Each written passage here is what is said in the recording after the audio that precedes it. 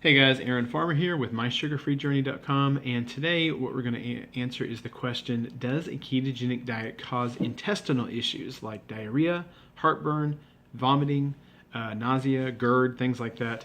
So we're going to look at that today. The quick answer, just so you know, is maybe, but usually only in the short term, if not at all. So let's dive in.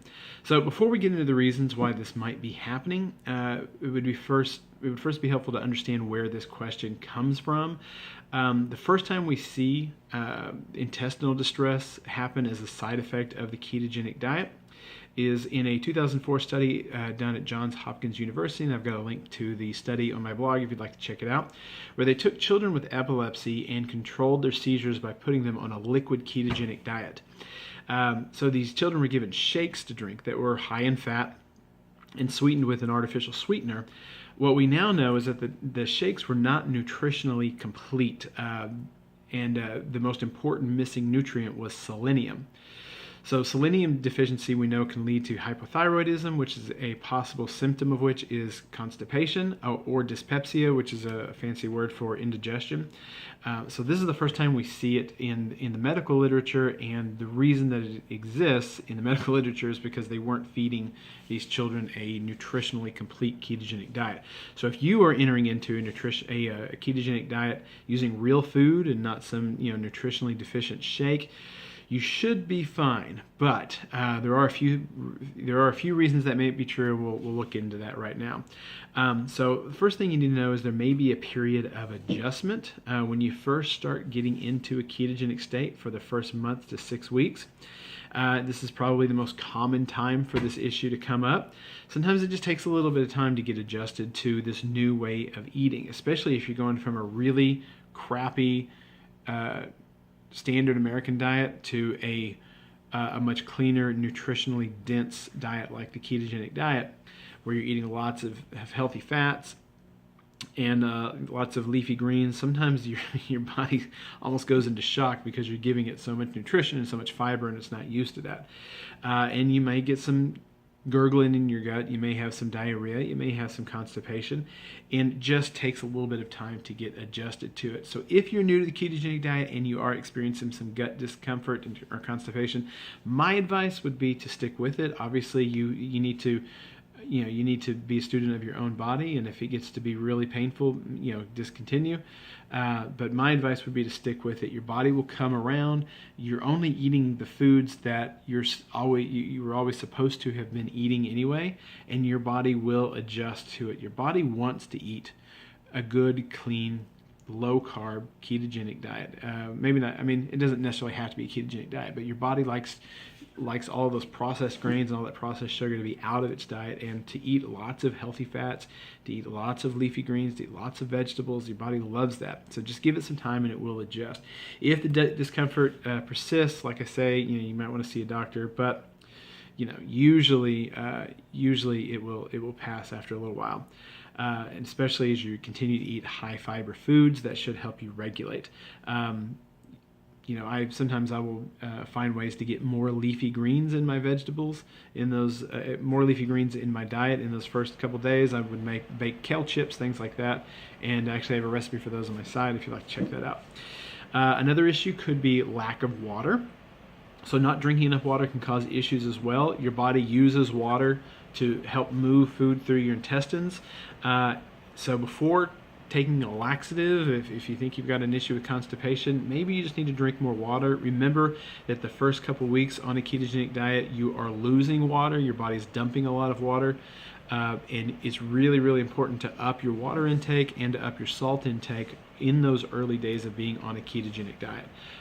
Really, really important. And the excess water will help regulate any stomach issues that you might have. Another possible cause might be artificial sweeteners.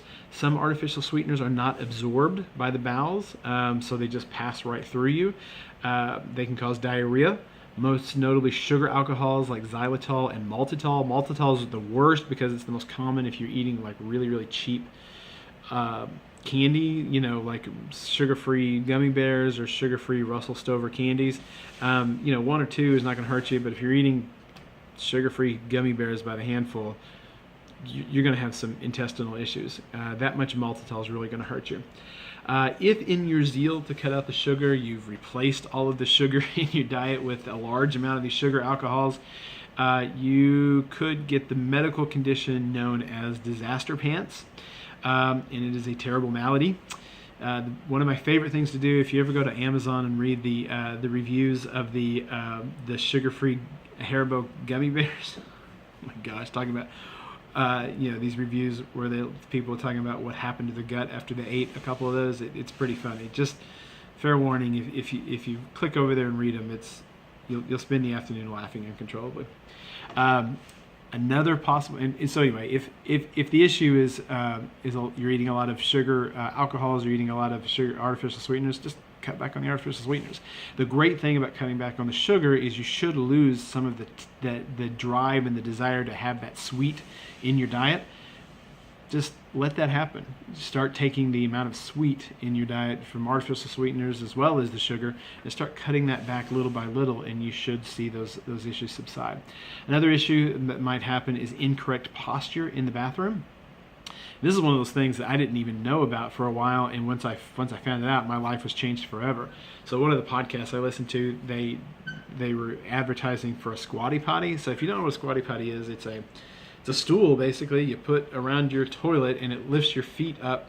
So it's hard to describe, but basically it lifts your feet up off of the ground, so you're in a squatting position when you go to the bathroom. Well, on the strength of this ad, I decided to buy a couple for our house because they're cheap, and I want to see what happened. It is a night and day difference when you go to the bathroom in a squatting position. You are in and out of there in a split second. Things just start. I don't want to get too graphic, but things start flowing out of there. And what happens is there's a muscle that keeps you continent, that keeps everything kind of in there until you're ready to relax. Well, when you sit down on the toilet and your legs are in an L position, that muscle can't relax all the way.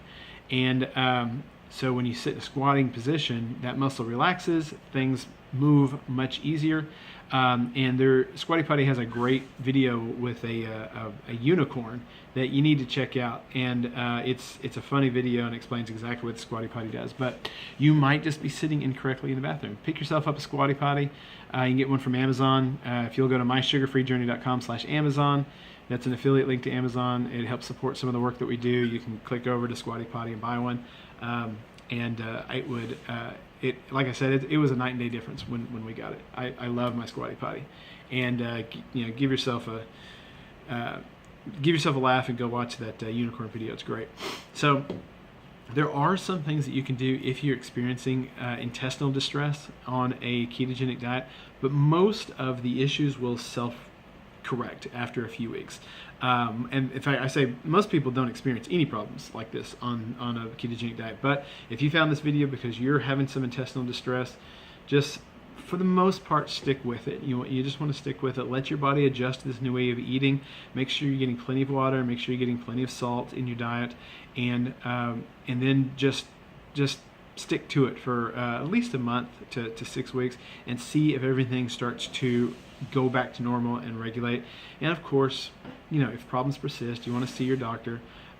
This is not medical advice, and nothing I say should be taken as medical advice, but for most people, once they get into this way of eating, this nutritionally dense way of eating, ancestral way of eating, the kind of eating that you should have been doing your entire life, most people come out just fine, and the body adjusts to it and everything regulates. So anyway, I hope you found this video interesting. If you did, please give it a thumbs up, hit subscribe to the YouTube channel. I appreciate you guys watching, and we will talk to you all later. Bye-bye.